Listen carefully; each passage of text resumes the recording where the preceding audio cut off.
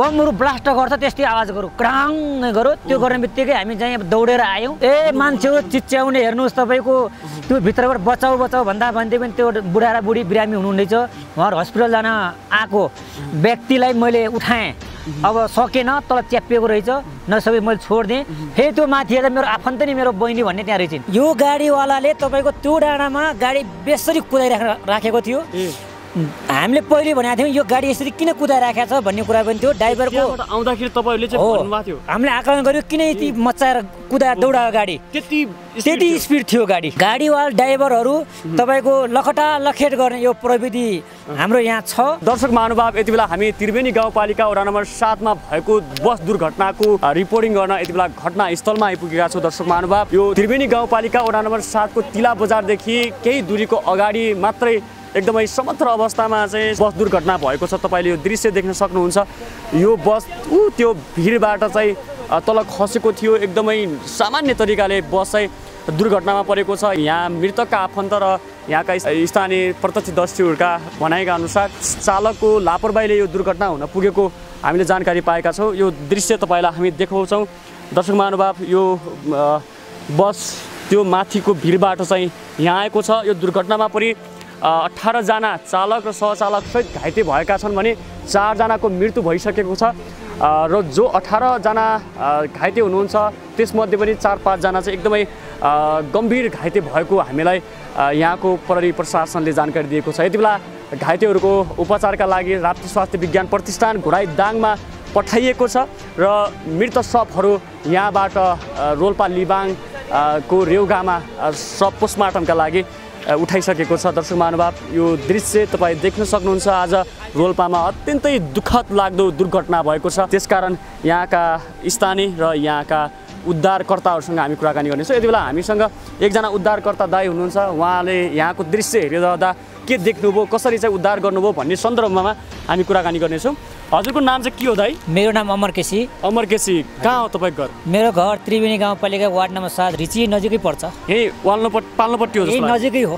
तपाईले देख्नुभयो यो गाडी दुर्घटना भएको? हजुर मैले देखेँ। प्रत्यक्ष देखियो क्यामेरामा देखेँ। हजुर प्रत्यक्ष देखेँ मैले। कसरी चाहिँ यो गाडी चाहिँ म तपाईको यही नजिकै म एउटा किसान हो। मैले काउली रोप्दै थिएँ।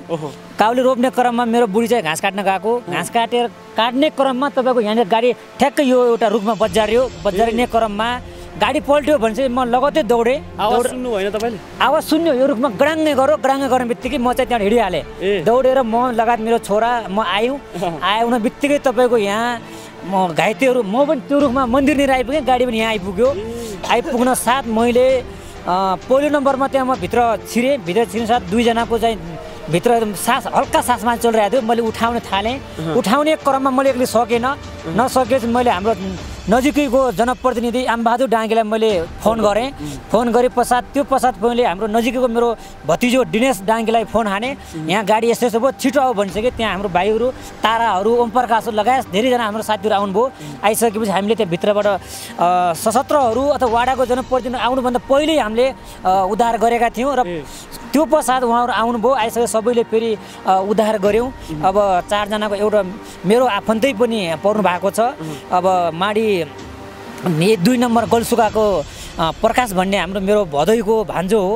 त्यो पनि उहाँ पनि पर्नु भएको छ। उहाँको निधन भएको छ। जेठो कान्छोको पनि श्रेष्ठ अवस्थामा हुनुहुन्छ।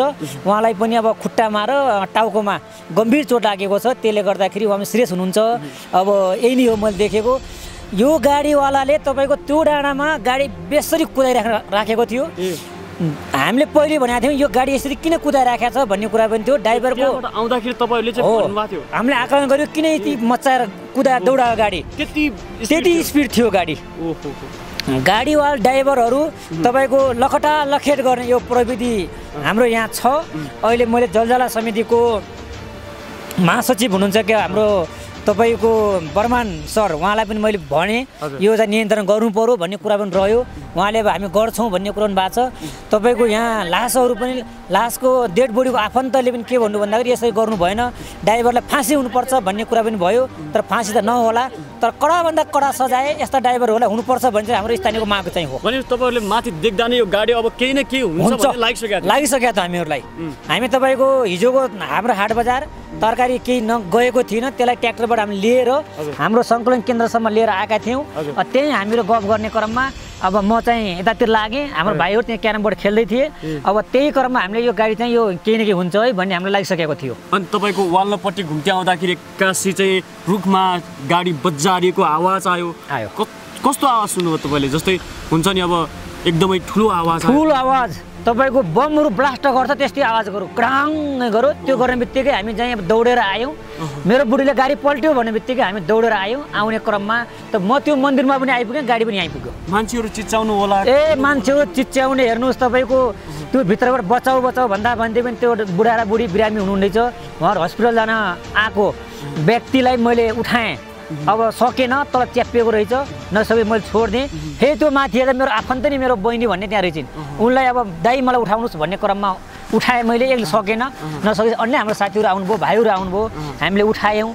अनि उठाइसके त्यति गर्दै नवागाउँबाट हाम्रो प्रहरीहरू आउनुभयो, सशस्त्र बेस क्याम्पबाट त्यहाँबाट सशस्त्रका उहरू आउनुभयो। आइसकेपछि हामीले सबैले उद्धार गऱ्यौँ। उद्धार गर्ने क्रममा 4 जनाको चाहिँ निधन भयो। 2 जनाको चाहिँ भित्री भएको हो, अनि एउटाको चाहिँ बाहिर ल्याइसकेको भयो।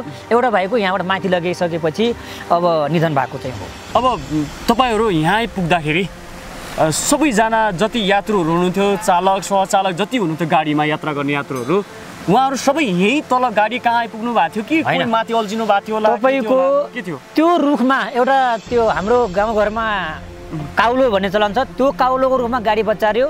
गाडी बच्चारिने क्रममा अगाडिको सिसा त्यहाँ फुट्यो।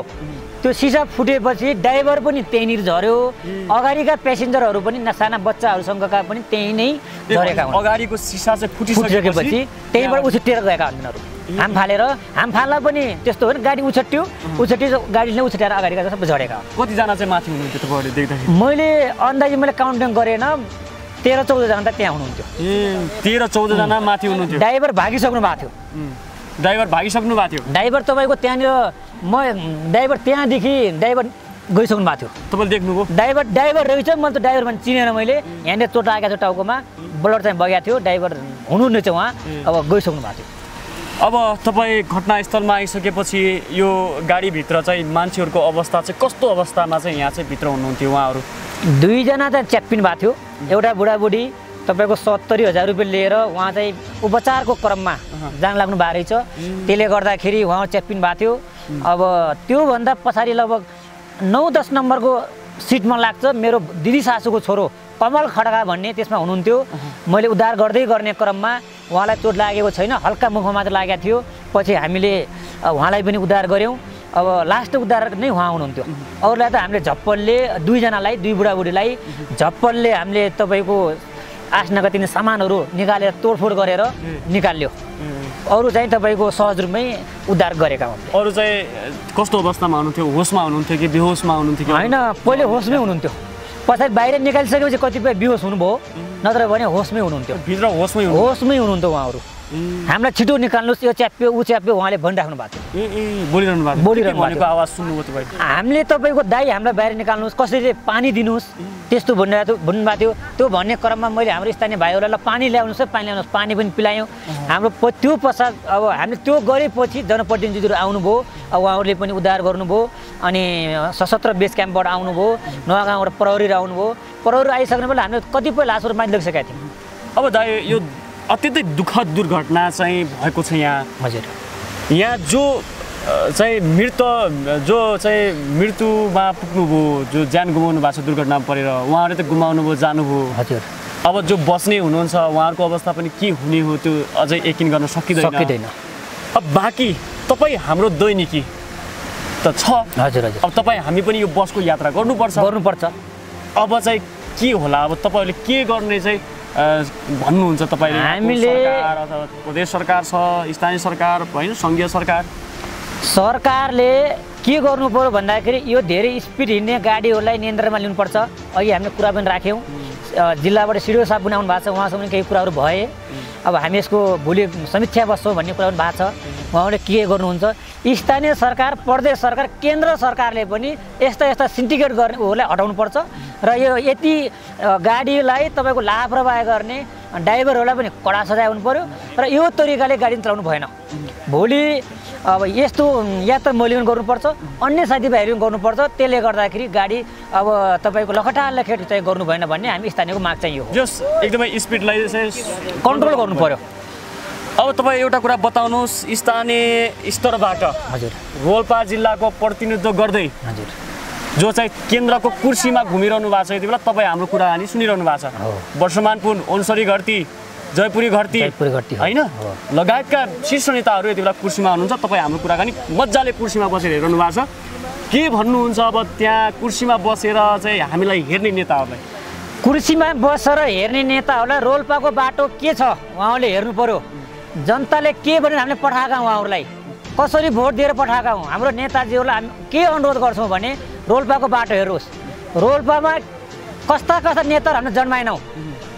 प्रधानमन्त्री मात्र भएन, प्रधानमन्त्री भइसक्नु भयो एकपटक, मानव रे हो हुनुभयो, तर यही ठाउँमा जितेर जानुभयो। दोस्रो पटक चाहिँ उहाँले यहाँको छोडेर उता कताको रोज्नु भयो के त्यो समय हामीलाई थाहा छ।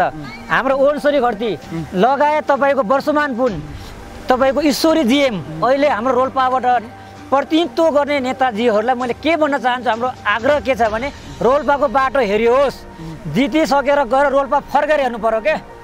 तपाईँको मैले ठ्याक्कै साल बिर्सेँ, वर्षमान पुनलाई अहिलेका घन्टी चिन्हका सभासद के त्यो नाम रवि लामेछानेले होलीमा आएर अन्तर्वार्ता लिनुभयो के। त्यतिखेर रोल्पाको बाटो के छ नेताजीहरू भनेर उहाँले चाहिँ के गर्नुभयो त? माथि गएर कुर्सीमा बसेर जाने, तर बाटोलाई हेर्ने कि नहेर्ने त?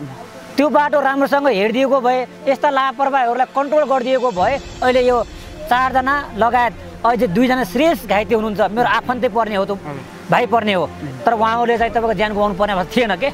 त्यसले गर्दाखेरि यसलाई चाहिँ हाम्रो नेताजीहरू काम मैले अनुरोध के गर्छु भने यस्ता यस्ता चिजहरूलाई विशेष गरेर ध्यान दिनु पर्यो भन्ने हाम्रो आग्रह।